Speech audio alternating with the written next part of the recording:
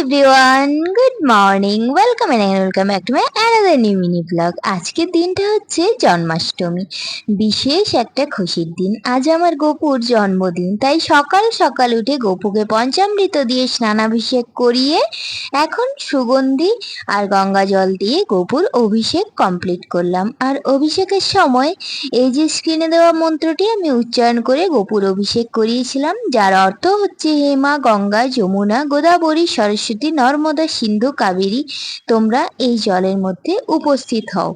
গোপুর স্নানাভিষেক শেষ করার পর গোপুকে একটা নতুন বস্ত্র পরিয়েছিলাম, যেটা ছিল ওই ঘাগরা চলি টাইপের। এই প্রথমবার গোপুকে ঘাগরা পরালাম। এর আগে তোমরা দেখেছো গোপুর জন্য অনেক ড্রেস কিনেছিলাম, নাইট স্যুট, আরো অনেক কিছু ছিল, ফ্রক, কিন্তু এই ঘাগরা চুড়িটা এই গোপুর জন্য আজ প্রথমবার কিনেছি। আর তার সাথে ম্যাচ করে করে আমার ছোট দুটো গোপু ছিল, তাদের জন্য কিনেছি, কারণ আমার ইচ্ছে ছিল তিনজনকে একই রকম ভাবে সাজাবো। তারপর দেহসূচি মন্ত্রটি পাঠ করে পুজো শুরু করলাম, যেটি হলো ওম অপবিত্র পবিত্র বাং সর্বাবস্থান গত পিবা যৎ সরেত পুণ্ডরিকাক্ষং সবাচ্য অভ্যন্তরে সূচি নমো সূচি নমো সূচি নমো সূচি। হিন্দু ধর্মের যে কোনো পুজো শুরু করার আগেই এই মন্ত্র পাঠ করা অবশ্যই জরুরি, কারণ এর অর্থ হলো অপবিত্র বা পবিত্র যে অবস্থাতেই থাকুন না কেন, যিনি পদ্ম পলাশলোচন শ্রী বিষ্ণুর স্মরণ করেন তিনি শরীর ও মনের দিক থেকে শুদ্ধ হন। এদিকে পুজোর আগে ধূপ দ্বীপ প্রজ্বলন করে পুজো করার পর এখানে একটু চন্দন বেটে নিলাম,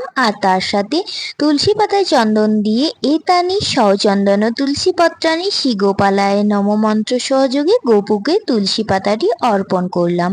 তার সাথে গোপুকে আজকে ভোগ অর্পণ করেছিলাম মিষ্টি, চিড়ে, তার সাথে ছিল টক দই, ড্রাই ফ্রুটস আর গোপুর সব সময়ের পছন্দের ক্যাডবেরি। খাইয়ে দাইয়ে আলতো হাতে গোপুর মুখটা মুছে দিয়ে ওম নমো ভাগবতে বাসুদেবায় মন্ত্রটি 108 বার জপ করে মঙ্গল আরতি সেরে গোপুকে এখন দুপুরবেলায় একটু রেস্ট নিতে দিয়েছি। গোপুকে আজকে এতই সুন্দর লাগছিল যে আমরা কেউই গোপুর থেকে চোখ সরাতে পারিনি। তোমরাও দেখে নাও একটু গোপুকে কি সুন্দর লাগছিল। সব থেকে ভালো হয়েছিল যেটা, যে আমি তিনজনেরই ড্রেসগুলো একই রকম আনতে পেরেছিলাম, আর তিনজনের মুকুটগুলোও ছিল একই রকম, তাই একসাথে খুব ভালো লাগছিল ওদেরকে। দুপুরবেলা রেস্ট করার পর এখন চলে এসছে আমার গোপুর বার্থডে কেক। এখন গোপু কেক কাটবে, আর দেখো কি সুন্দর হাতে ছুরিটা ধরেছে।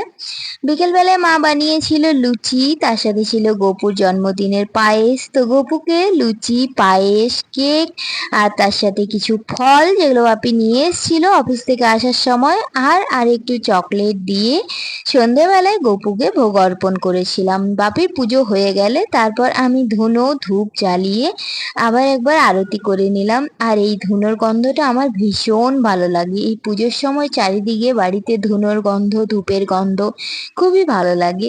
তো আমার ওই সিংহাসনের বাকি ঠাকুরগুলোকেও একটু দেখিয়ে নিলাম। এইভাবে মঙ্গল আরতি ধূপধুনো দিয়ে শেষ করে শ্রীকৃষ্ণের জন্মাষ্টমীর ব্রত কথা শুনে আজকের আমার এই ছোট্ট আয়োজনে পুজোটি সম্পন্ন করলাম। সবকিছু শেষে গোপুকে শয়ন দিয়ে এখন যাব আমি নিজেও ঘুমাতে। তো চলো, দেখা হচ্ছে নেক্সট ব্লগে। টাটা।